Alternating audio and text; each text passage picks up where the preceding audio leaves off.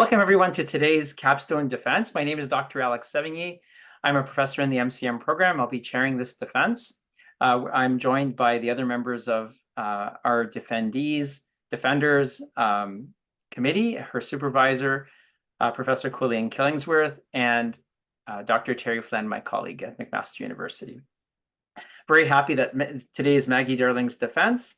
She's going to be defending her capstone on communicating change, the role of public relations and behavioral science in effectively managing change. The rules of the road for the next hour are very simple. Maggie, you have about 25 minutes to communicate your presentation. Don't stress if you're going to go a little bit over, we won't cut you off. But do try to keep yourself to 25 minutes or less so that we can have a longer question period if there are lots of questions. After that, we'll go through a round of questions, starting with your supervisor, followed by your second reader. I have the opportunity as chair to ask a question should I wish to. After that first round is finished, we'll go through a second round with your committee in the same order. And then after that, time permitting, we will open it up to the gallery, which means friends, family, other students, other folks in attendance can ask you a question or make a comment. I encourage them to do so. Sharpen your pencils, folks. And without further ado, it's 9:03, so you have until let's say 9:29 to complete your presentation. The floor is yours, Maggie. Perfect, thank you. So good morning, everyone, and thank you for being here with me today. My name is Maggie Darling, and I'm excited to present to you my research for my culminating capstone study in the Master of Communications Management program at McMaster University. So today I will share my findings into the role of public relations and behavioral science in effectively managing organizational change in order to share best practices to guide this journey. So to begin, I will provide a quick overview of this morning's agenda. I will begin with a brief introduction and describe the significance of this research.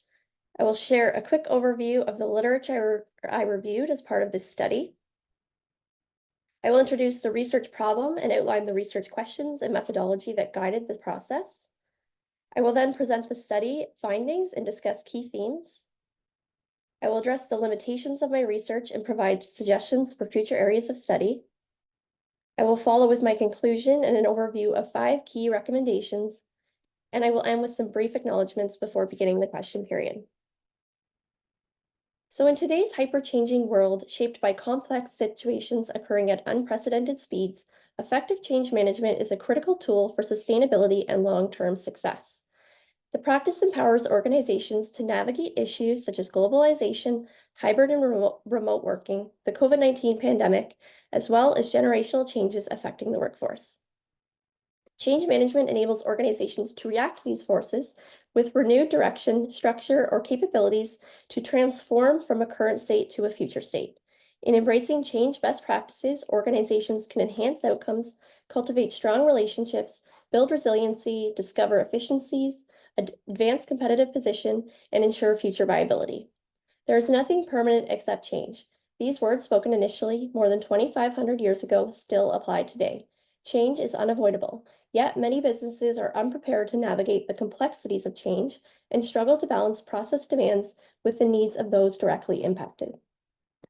This study aims to examine the role of public relations in managing change while considering the use of behavioral science to better understand human behavior and how individuals can be motivated to make decisions and adopt change. Communications, change management, and behavioral science are all evolving research areas. However, this study examines the intersection of these practices to uncover the supportive role of public relations in understanding human behavior and managing the people side of change. This capstone study involved an extensive literature review combining 3 distinct disciplines: public relations, change management, and behavioral science, in order to examine commonalities and identify shared best practices. First, I reviewed public relations literature, which defines excellence in PR as an empowered strategic function valued for its ability to guide strategic decisions. In this position, practitioners are equipped to identify audiences likely to be affected by organizational decisions and to listen to those opinions and attitudes that may in turn affect the organization. This requires two-way symmetrical public relations to listen to audiences, engage in dialogue, improve understanding of their wants, needs, and perspectives. And these best practices help to develop mutually beneficial outcomes, cultivate relationships, build trust as an organization and its stakeholders, and manage reputation. I next looked at change literature to understand change management's role in helping organizations to adapt to the internal and external forces guiding them to their new state. There are three common types of change: developmental, transitional, and transformational. Transformational change is the most prevalent type affecting businesses today, and it is required when an organization's old way of operating, even if improved, cannot deliver the outcomes needed to succeed in the marketplace. There are numerous models and frameworks to manage change, such as the ProSci ADKAR model, Bridges transition theory, Kotter's 8-step model, and the Change Leaders Roadmap. Literature identifies change resistance as one of the leading causes of change failure. However, research also suggests that resistance is often triggered by an emotional reaction to unmet core needs, such as safety or control. As a result, conscious change leadership is needed to minimize these concerns. Finally, I reviewed behavioral science literature to understand human behavior and decision-making and the motivational factors that influence behavior change. This includes the dual process theory that describes two contrasting models of decision-making. System 1, involving fast, automatic, and unconscious thinking, in which people tend to rely on mental shortcuts or heuristics to respond to situations quickly and efficiently, while System 2 involves more slower conscious effort. Periods of change can incite more reflective processing. To address this, nudges were developed as choice architecture to alter people's behavior in a predictable way without removing options. For example, school cafeterias can increase the consumption of healthy food by rearranging menu items and placing healthy options at eye level. Other behavioral theories and models reviewed include the diffusion of innovation theory, the EAST framework, Mindspace, and the SCARF model. This exploratory study examines empirical research to determine how and to what extent public relations is involved in managing change, and how and to what extent behavioral science can be applied to tailor communication strategies, improve relationships, and achieve greater sustained success. In bridging these areas, this study aimed to understand the degree to which public relations best practices and behavioral science can help to effectively manage change. Within this capstone study, 5 research questions were identified. 1, how and to what extent are public relations professionals involved in change management initiatives within their organizations? 2, what communication strategies are used to support change management efforts, and how and to what extent do practitioners adapt strategies, tactics, and messaging to target key publics? 3, how and to what extent is behavioral science used to inform communication strategies, messaging, and tactics in order to support change efforts? 4, to what extent do public relations professionals engage in identifying, segmenting, and prioritizing key publics during the change process? And how does this practice contribute to cultivating and maintaining relationships? And finally, 5, how and to what extent do public relations professionals measure the effectiveness and impact of change communications in order to demonstrate their contribution to change success? This exploratory study used a mixed methods design to triangulate research. This included a literature review, an online survey that gathered 83 survey responses, and 13 in-depth interviews conducted with change communications professionals.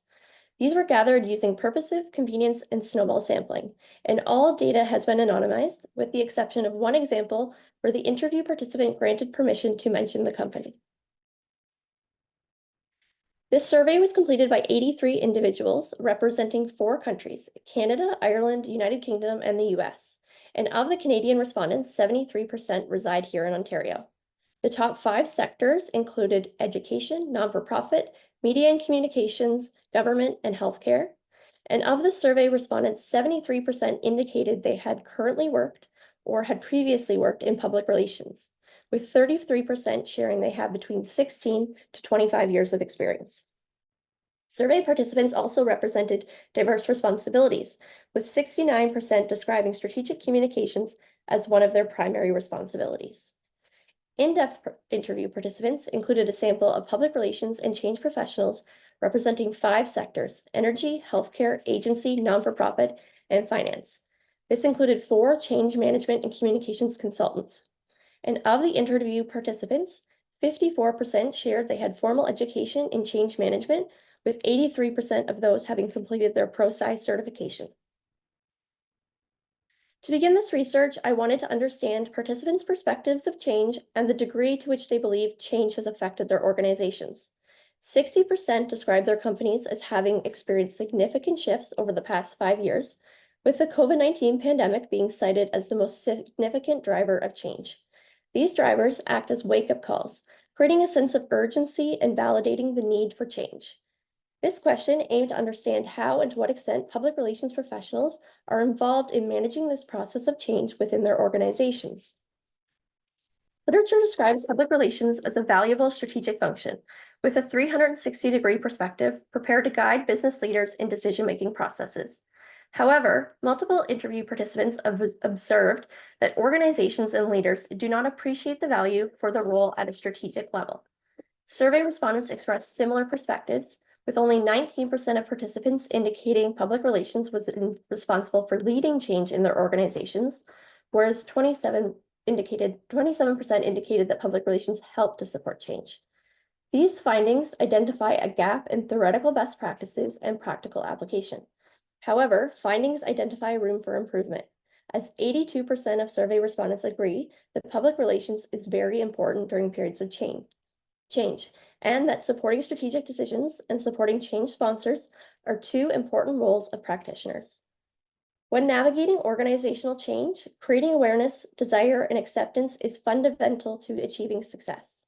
Communicating the vision to bring audiences along on this journey naturally sits with communicators and can help to reduce anxiety and address resistance. One interview participant shared the example of advocating for public relations to support in the transition of a senior leader at their non-for-profit. In understanding the impacted audiences and anticipating likely questions and concerns, the practitioner was able to guide the transition plan, develop targeted messages, and monitor feedback to maintain confidence and trust in the organization. The second research question aims to identify communications best practices to support change and how strategies, tactics, and messaging can be adapted to address key audiences. Interview participants describe understanding audiences as the first step in this process, which can be achieved through an impact analysis to identify those most likely to be impacted by the change, to understand individual needs, concerns, life experiences, and perspectives. The process aims to segment groups, identifying early adopters or those most likely to resist, in order to tailor these strategies and tactics according to each group. Interview participants describe listening as a crucial next step and two-way communication as a bedrock within the change process. Survey respondents agree, as 45% identify listening to the concerns of those affected as one of the primary responsibilities of public relations practitioners. 67% of survey respondents also shared that it's very important for them to feel heard and listened to during periods of change. It's also important for organizations to verify what they've heard to ensure accuracy. For example, one interview participant shared their organization's experience transitioning their office to be more open concept. The practitioner listened to those affected and provided opportunities to brainstorm shared solutions. This ensured that employees could express their concerns about privacy and disruptions, and the organization could consider to incorporate these suggestions into its floor plan or introduce new processes to minimize other concerns. From a change perspective, this is a vital task to mitigating resistance, as often resistance stems from those unmet core needs or feelings that concerns have gone unaddressed. Respondents also stressed that honesty and transparency are critical guiding principles to communicating during change, and that this is a fundamental process to nurture relationships and build trust. In managing change, 57% of survey respondents described building awareness as one of the leading responsibilities of communicators. One participant described public relations as being the drumbeat of change that builds credibility using consistent messaging and stressed that you cannot over-communicate. This emphasizes the need to communicate the vision and strategy across diverse channels, using practical elements such as simple messaging, storytelling, and repetition. During periods of change, practitioners should use varied channels, including company intranets, town halls, face-to-face sessions, and newsletters to prioritize highly targeted and customized messages to ensure the right amount of information is delivered to the right people at the right time using the right channel. For example, survey respondents identified email as the preferred method to receive organizational updates, followed by leadership communication and in-person town halls. However, when asked to consider their preferred channels to provide feedback, survey respondents identified smaller meetings, anonymous surveys, and one-on-one meetings. These differences suggest audiences prefer anonymous feedback options and opportunities to engage with smaller groups in order to feel safe in sharing their perspectives. In times of change, 81% of survey respondents identified that learning how I may be impacted is the #1 way an organization can improve employee support for change. This describes the first step in the ADKAR model, which asks, what's in it for me? In identifying audiences and affected audiences and conducting organizational listening, communicators are well positioned to frame messages and help audiences understand how they are likely to be impacted, and where possible, how change efforts can be adapted to increase mutual benefit. Finally, findings address the need to leverage communications to share success stories, celebrate wins, and remove barriers. This is a vital step, as celebrating successes and rewarding those involved can improve morale and reinforce why change is necessary. My third question aims to understand the psychology behind human behavior and decision-making, and how public relations practitioners can use behavioral science best practices in messaging and delivery to gain influence, nudge individuals towards the desired behavior, reduce resistance, and earn support for the change. Interview participants labeled behavioral science as the secret sauce, because change is a people-centered process, and everyone has a reason for doing something. One interviewee shared an example of leading change communications during the development of the Canadian Blood Services. This required a robust behavior change to rebuild trust among donors and encourage Canadians to feel a personal responsibility to the blood supply. In the example, behavioral science was used to understand people's beliefs, motivations, and intentions while targeting the ego, which describes individuals' motivations for self-preservation. Communications was tailored to increase understanding of the fragility of the blood sector, emphasize urgency to donors, and to cultivate a shared responsibility. This example understands that humans are influenced by one another, so showing people performing the desired behavior, such as donating blood, can persuade others to also follow suit. Periods of change require more conscious, reflective thinking among audiences. For this reason, heuristics, nudges, and choice architecture are powerful tools to reduce this cognitive effort. For example, humans are more likely to accept a default option, such as automatic enrollment in a pension plan, as it reduces the time and effort needed to comply, or how humans are naturally drawn to items placed at eye level, such as the case in the school cafeteria. We are also attracted to bright colors and images. Choice architecture also describes how using smells, words, and sights, such as a happy face, can encourage desired behavior and activate an emotional response. These frameworks further emphasize that change is a social process and that humans are highly influenced by members of their social group. We also understand it is human nature to choose the easiest, most comfortable option, and we are confident when we are knowledgeable or skilled at a task.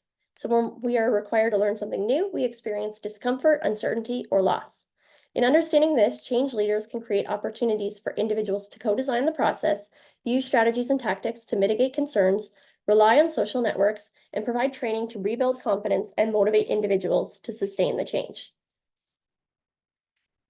My fourth question aims to understand the role of relationships in managing change. Relationship management is key because relationships represent the people side of change and rely on the groundwork of knowing your audiences and communicating consistently and frequently with openness and transparency. At the start of any change journey, it's essential to look for opportunities to strengthen, build, and maintain the relationships that are needed to make change a success. So considering what are the strategic relationships we need to build, who are the leaders, what are their circles of influence, and how are we building trust with those who are going to be impacted or those who can help us achieve the success we're looking for. This is where public relations can contribute value in managing change. Communicators tend to have a high emotional intelligence, making them strong moderators, bridge builders, and sense makers. Communications is rooted in trust, and practitioners can cultivate trust along the change journey. People want to feel heard, they want a chance to share concerns, and to feel valued and appreciated, and they want to be treated with empathy and respect. Organizations should see its audiences as partners and ask, what are the barriers that are impeding you from getting the maximum benefit? This does not mean organizations need to have all the answers, but they must be willing to work through them and share information as available. Finding ways to connect with people is super important, and forming those connections helps to build trust and strengthen relationships, which can be your hidden strength. The final research question aims to identify methods and metrics used to measure public relations impact on change. Participants stress that metrics must be defined in the beginning and maintained throughout the journey. This includes business metrics, so traditional metrics such as revenue, growth, employee turnover, or satisfaction. Measuring sentiment, attitude, and understanding using focus groups or pulse surveys.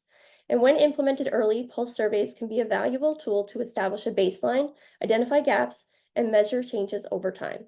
They also provide an opportunity for anonymous feedback. Activity metrics were also described, such as opening an email, clicking a link, or attending an event. Although these may be considered vanity metrics, activity metrics can help to determine where audiences are spending their time and how they are engaging with certain messaging. Finally, interview participants describe adoption metrics as the ultimate goal, as this describes behavior change. For example, in the case of Canadian Blood Services, the goal was to rebuild trust, which would translate to individuals' intention to donate blood and an increase in the Canadian blood supply. So taking a look at some of the limitations of this study, the first describes the small sample size in which the validity of research could be improved with a wider sample to get more generalized findings. Due to this, there is also a limitation in the diversity of perspectives. I also acknowledge that as a researcher and a PR practitioner who has experienced significant workplace changes over recent years, there is the potential for bias in analysis and reporting. However, to avoid this, I aim for high ethical standards. As the survey was open to any profession, there is also the opportunity or potential for a lack of reliable data, as personal perspectives and experiences may have impacted the way the questions were interpreted and answered. Finally, there is the potential for self-reported data to be impacted by the biases of the individual and their interpretations of past event. Despite these limitations, this research study identifies public relations and behavioral science best practices to effectively manage organizational change. Further research can be conducted to verify these findings and uncover additional strategies. This includes understanding change communications in different size companies and sectors, increasing understanding of behavioral science and PR as an evolving area of research, and finally, the intersection of public relations, behavioral science, and change management has proven an interesting area of research that should require further attention and greater awareness to achieve the potential benefits. So in conclusion, in our hyper-changing world, change management is a vital tool to sustain long-term success and viability that demands careful attention to balance the process of change with the human dynamics of those who are impacted. Findings from this study of research identify the strategic role of public relations practitioners to support change and the value of behavioral science to understand human behavior and motivate acceptance. As the gatekeepers of organizational reputation and relationships, PR practitioners are well positioned to support the people side of change. To summarize key findings and learnings, I have identified 5 recommendations to promote public relations involvement in managing change. 1. Findings from this study confirm public relations strategic ability to work alongside change leaders and the change team in managing change. The first recommendation advises that public relations should own a seat at the table and be valued as a strategic contributor. 2. Findings underscore that this strategic position is based on the function's ability to identify key audiences, use symmetrical public relations to achieve mutual benefit, and the role's natural ability to cultivate relationships, build trust, and manage reputation. This describes the second recommendation that states public relations practitioners should support the change team to identify impacted audiences and help manage those relationships. 3, creating awareness is one of the key responsibilities of practitioners during change in order to educate audiences and bring people along on the change journey. This highlights the third recommendation that encourages public relations practitioners to use organizational listening and two-way symmetrical public relations to engage audiences using varied channels and tactics. As insights are gathered, they should be shared with the change team for consideration in decision-making, to adapt plans as needed, and to encourage co-design of the end state. This exchange also fosters ownership and can motivate behavioral adoption. 4, This introduces the secret sauce, as mentioned, behavioral science. In understanding the dual processing systems, practitioners can adapt messaging and delivery as needed to address concerns, increase message acceptance, and influence behavior change as the ultimate goal.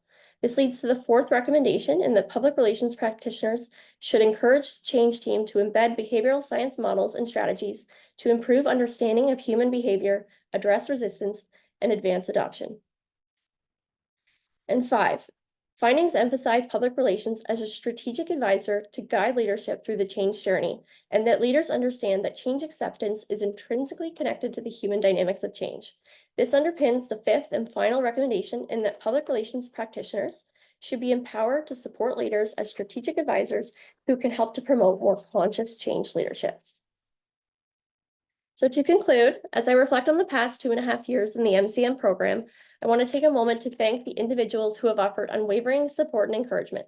Thank you to my husband, Tyler, who has been a pillar of strength and unwavering love and support. To my parents, who have always encouraged me to pursue my dreams and been my #1 cheerleaders. To my brother and sister for their endless guidance. To my in-laws for celebrating each milestone along the way. And to my dearest friends for always encouraging me to achieve my goals. I also wish to extend my sincerest gratitude to the extraordinary individuals within the MCM community who have made this a truly transformative journey. Thank you to my advisor, Colleen Killingworth, for your continuous encouragement over the past 8 months and your dedication, expertise, and commitment guiding me across the finish line. Thank you to Dr. Terry Flynn, MCM Program Director, and my second reader. I will be forever grateful for this life-changing opportunity. Thank you for sharing your wealth of knowledge, your unwavering support to shoot the puck, and your commitment to this program and its students.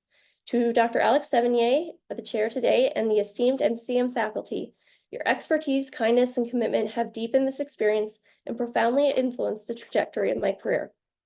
To my fellow MCM 15 cohort, we began this journey as strangers and are ending as lifelong friends. I am humbled by your collective talent, kindness, and unwavering dedication. And finally, thank you to all of you today who have joined me here. I'm truly grateful for your support. And with that, I will conclude my presentation and turn it back over to Dr. Sevigny. Thank you, Maggie, and thank you for an excellent presentation. I have to say I was mesmerized.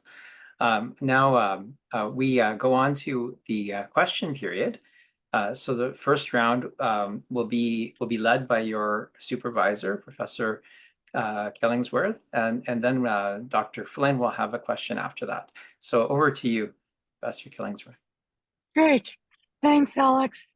Well done, Maggie. Great presentation. I really enjoyed reading your paper as well, and think you did a great job really framing all of the different theories and frameworks. When you look at the intersectionality of communications, change management, and behavioral sciences, I think what you pull together really does provide that secret sauce to communicators. What advice would you give PR practitioners if they were to look at those different models? How would you advise them to adapt those or adopt them in their change programs? Yeah, so I think as I was going through the frameworks, both from a change management lens and a behavioral science lens, I could see a lot of overlap in that, they were really structured around that foundation setting in the beginning to prepare, anticipate the change, and what needs to be done to move forward. And then it involves that next step of designing, followed by implementation. So I think really in the beginning, that foundational step, it's really important to conduct that change readiness overview of your organization. So understanding, are we equipped to change? Do we have the right leadership in place to really guide the change, recognizing that leaders play such a pivotal role in change and the success of change? Do we have the people and skill set and staff to adequately perform what needs to be done?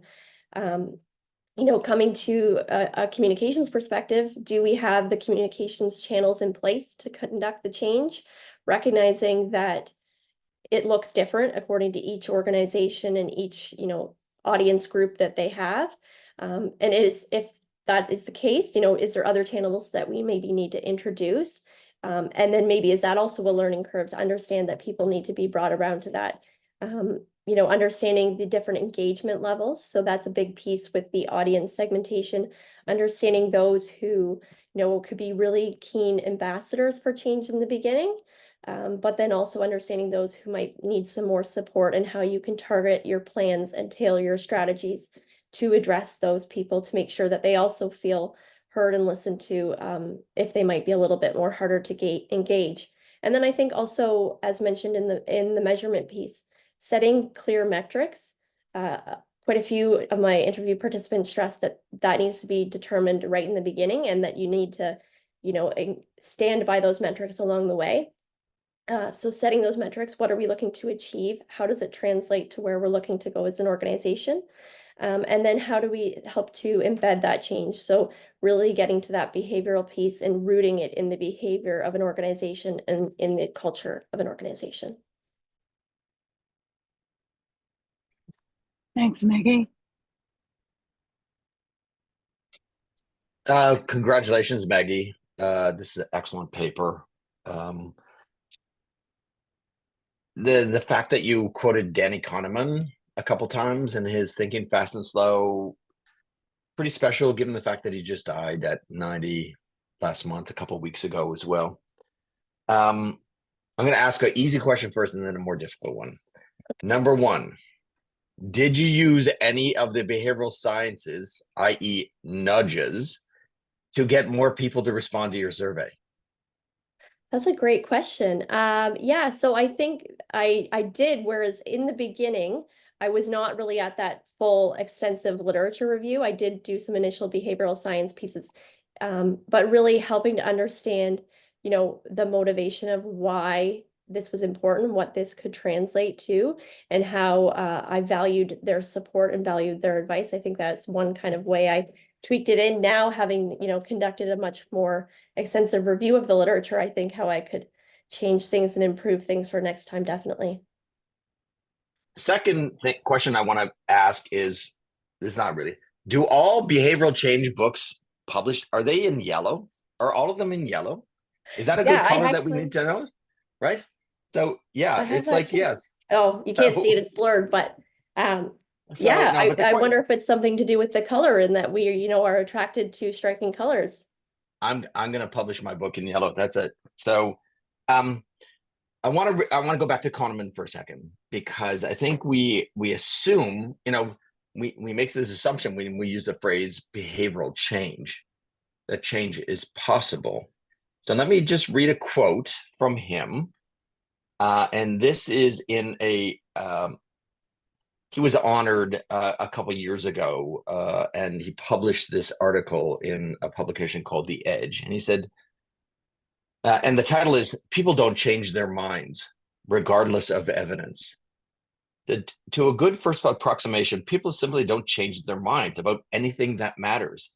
Let's start from the main domains where we know people don't change their minds: politics or religion.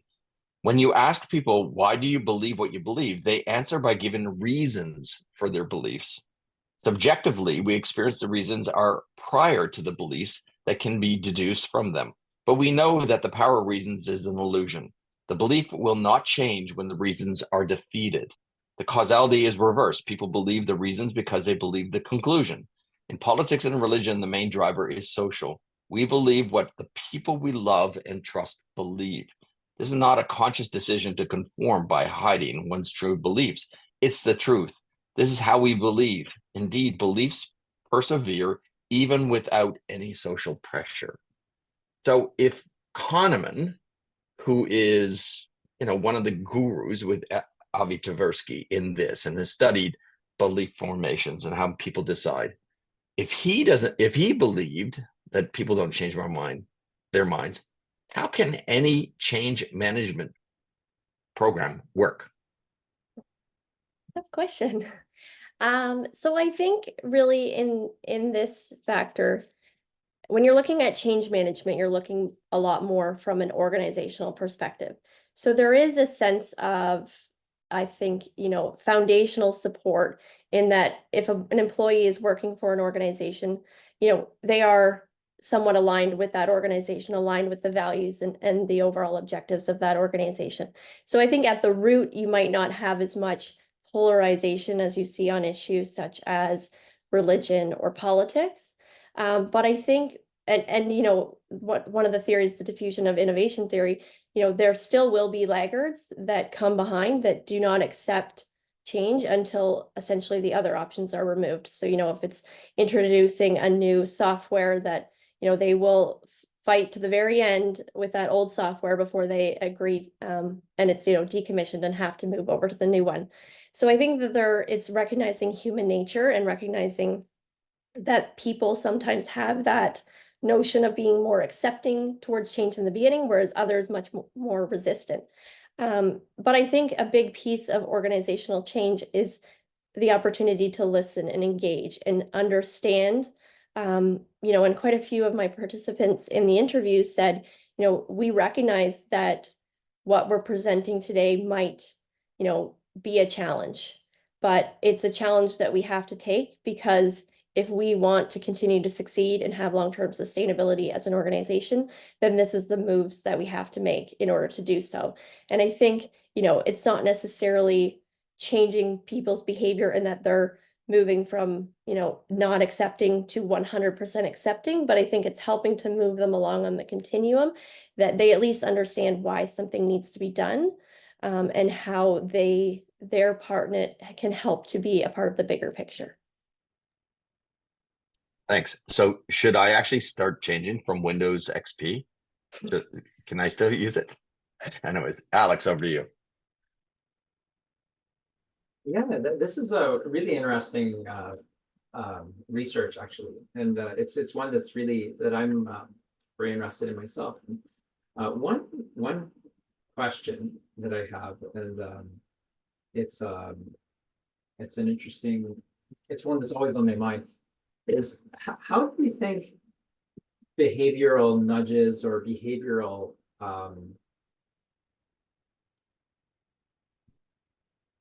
tactics, let's put it that way, can affect trust, right? Do you like how do you, because I'm a firm believer in this methodology, right? But I worry about trust. So I just was wondering, what did you encounter in your literature, in your review, in your readings, in your work on that?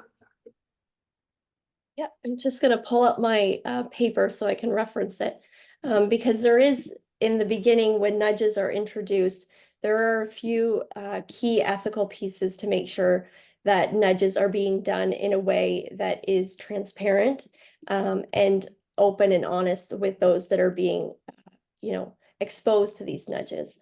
So that is what a big part of the literature says, is that, you know, a nudge has to have that option in choice. You know, you can't remove an option. So for example, with the, you know, the automatic opt-in to the pension plan, there is also the option to opt out. It's just recognizing that providing that as an automatic choice encourages behavior, and it's something that the individual might have done eventually anyway, just brought them around to in an easier way. So it's having that option to opt out of the nudge. It's also understanding, having that transparency and making people aware that, you know, this is what we are doing to help with driving the behavior, and doing that in a very transparent way. So a quick follow-up to that is, does that then reduce the effectiveness of the nudge? Good question. I think in the case such as the pension plan, I don't think it would, because I think it's probably something that the individual would come around to and say, you know, that this is probably the best choice anyway. Same with the option of the school cafeteria and healthy options. You know, they could have a sign up that says, you know, you might have seen that we've changed around the display of our, and this is why. And it's something that's, people understand intrinsically that they are doing it for their benefit. It's when nudges are set up in an unethical way that's not necessarily for the benefit of the receiver, but for the organization, that I think that it might affect trust. Very interesting. Yeah, very interesting answer about who benefits and from the nudge. I actually hadn't. Sorry, that's my cat in the background. I hadn't actually thought of that angle. So thank you for that. Second round. Oops, sorry, it's a little noisy. So So Maggie, great research again. What's your next steps with this? How are you going to get it out there and share it? Yeah, so one of the things that quite a few of the interview participants have asked for was a copy of the paper. So once finalized, that's one of the things I'm going to do is share it with all of the participants who took part. I also did have a few people reach out that didn't take part in the research, but also wanted to see a copy of the paper once available. So really helping to, circulate that, hoping to submit to some conferences or potential workshop opportunities. And also just, taking out pieces of the research, similar to the recommendations that I've had and broken it down, maybe sharing out on LinkedIn over a period of time to share the research. And then a big part too, I think, is just continuing to do the research. I think this has really spiked an interest in myself, in that I really have enjoyed reading through with a lot of the literature. And as I was going through it, there was tons of books and articles that I just realized I couldn't get to. I had to prioritize, but I think now I have the time. I'm going to go back and do some reading further. Is there any one particular book or reading that you would highly recommend? Yeah, so the couple ones I really enjoyed around change leadership was the Anderson and Ackerman Anderson work. So the Change Leaders Roadmap and Beyond Change Management. I think those did a really great job of bringing together, a well-rounded picture of change. And then some of the behavioral science pieces. So, the science of organizational change. I've got a couple books on, influence in that and persuasion and digging further into that. Thanks. Thank you. Just be careful. It's like there's so many books that you can buy. I see back there's like rows of change stuff, and Oh yeah. it's just crazy. It's crazy. I want to ask you another concept that Kahneman came up with, about really how do you move people to how do you get to two opposing sides to really try to find some common ground as well. And obviously within, yeah, I mean, I get what you said in your first answer that, if you join an organization, you generally adopt a belief system that the organization provides, right? And that could be in their values or missions and purpose as well. And so, reasons to change, if they're addressed to those values, is what he's talking about, how we get them to change, right? Because you can presuppose the reason and before the belief. And so this is why we're doing it. And that's why in most cases you get, generally speaking, the majority of people who are in the adoptive stage. They might not be, like Ev Rogers talked about, this early adopter standpoint. They might be in that middle ground as well. But this concept that Kahneman came up with is called adversarial collaboration, where you get these two pieces together to be able to kind of bang it out, right? To fight it out, to come up with that. Can you see that concept being used in practice during change management campaigns to kind of help those people who are, reticent about the change to be able to adopt, or maybe that the organization finds maybe reasons not to change? Yeah, good question. I think, it would have to be done in a very deliberate, kind of structured way to make sure that it didn't get out of hand. But I think it could be, a strong move to, bring even a few people together in a small sort of focus group session, to really go back and forth on what is, what people are seeing as the main issues with change and what's, holding them back from full adoption versus the people that are leading it. And I think sometimes it's that, two-way symmetrical back and forth that encourages people to have that open dialogue, do it in a way that is safe and comfortable, which a lot of the participants stress, so maybe it's not having leadership in the room during that. Maybe it's having, a third party representative that kind of sits and gathers and gathers the information so that people feel safe to engage. Or maybe it's offering it in a, you know, an online or a survey platform as well, where there's a little bit more anonymity that people could add afterwards. But I think it can be a powerful motivator to really get down to the root of what the core issues are. And that's where some of that, you know, change resistant literature came through, and that a lot of the times resistance to change comes down to, you know, kind of 6 core unmet needs. And it's that, you know, safety. So it's a concern over job safety. Control, it's, you know, a concern over a loss of control. It could be, you know, a concern over a loss of social connection if you're, you know, facing a merger or an acquisition or something like that. So really getting it down to the root of what the resistance is caused by. And then that could be a way for then, you know, the change table and communications change leaders to restructure their messaging and their tactics to sort of address some of those changes without doing it in such a direct way. Thank you. Excellent answer. Yeah, we have just enough time now to go to the gallery for any questions, comments, thoughts.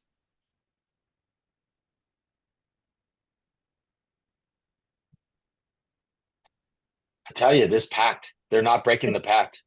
They're not. Although, wait a second, Nella has a question now. She's Oh, writing. No, No, no. I'm joking. I'm joking. No. They So got no a pact. They signed it. Very funny. Okay, so what we will do now is please accept the invitation from Dr. Flynn to go into the waiting room. We will convene for about 5 to 7 minutes of conversation, and we will be back after that with the results.